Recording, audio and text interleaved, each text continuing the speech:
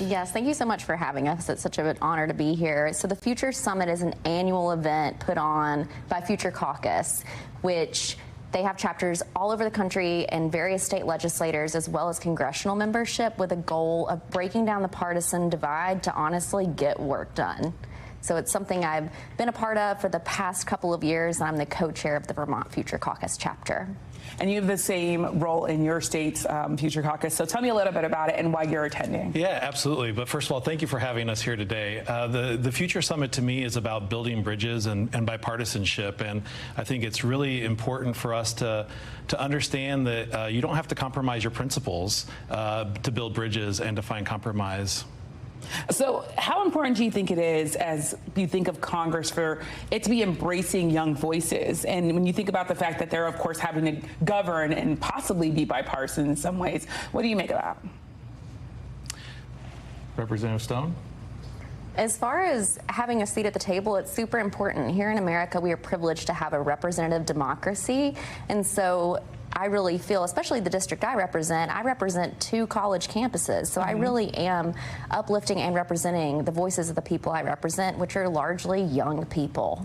Yeah, and I think that's important to represent. I represent DePaul University and Wabash College, and I'm constantly out speaking to young people. I think it's important, regardless of their political leaning, it's important for them to be engaged because it's important for them to know what makes America exceptional. Yeah, and we have some, of course, news in the Democratic Party that I want to ask you about, Representative Stone. We have 33-year-old Zohran Mamdani, who, of course, has a striking win in New York's mayoral race, and I should say his Democratic primary race for right now, but it's seen as a big part of whether or not he's going to be the ultimate mayor of the city. But I wonder for you, is it an encouraging sign that the Democratic Party is choosing someone like him to lead at the top of the ticket, and especially when you think about sort of the road to get there?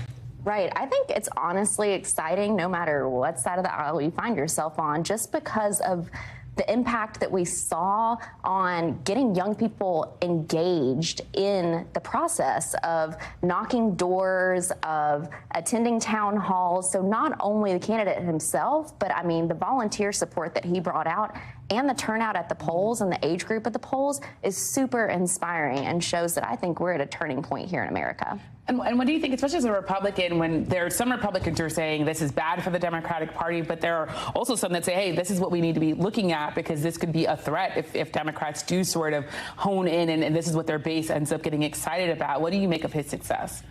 I think we need to back up, and I think, like Representative Stone said, I think that it's important just to see the young people involved. I think that's the critical part. If you want to look at that race and you want to take something away from it, it's encouraging to see young people getting involved in politics, regardless of the party, regardless of the candidate. It's just great to see young people getting involved. Yeah, and of course, as we talk about bipartisanship and your goals here in Washington, we see a lot of political division. We see a lot of disagreement. I wonder, does that reflect what you're seeing in your actual state house? And I wonder, when you think about sort of what you're doing on a state level, is there anything that maybe you could learn or people in Washington could learn from how the states are able to do things across political lines? I think Washington could learn a lot from states. I don't know about Vermont, but definitely Indiana. I got to give Indiana a plug.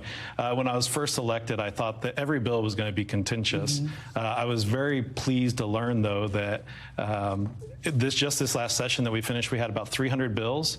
95% of those bills had bipartisan support. 75% of those had fewer than 15 dissenting votes, and over 50% of the bills had unanimous support. And that's something that doesn't get covered in the media. So at least in Indiana, we're a state that gets work done, unlike Washington. Yeah. And Representative Stone, there's some interesting things happening in Vermont. We saw in the legislature, it went from a Democratic supermajority to something more of an even split. I wonder, as that change has happened, has it impacted the way that you're working in your state, especially when it comes to working across the political lines? Definitely. We had the largest turnover out of any state legislature in the nation. We also have a Republican governor and a Republican lieutenant governor. So it's really made me center compromise and collaboration. But that does not mean capitulation. It doesn't mean that I check my values at the door. It just means that I really have to reach across the aisle to get stuff done for the people I serve. Yeah.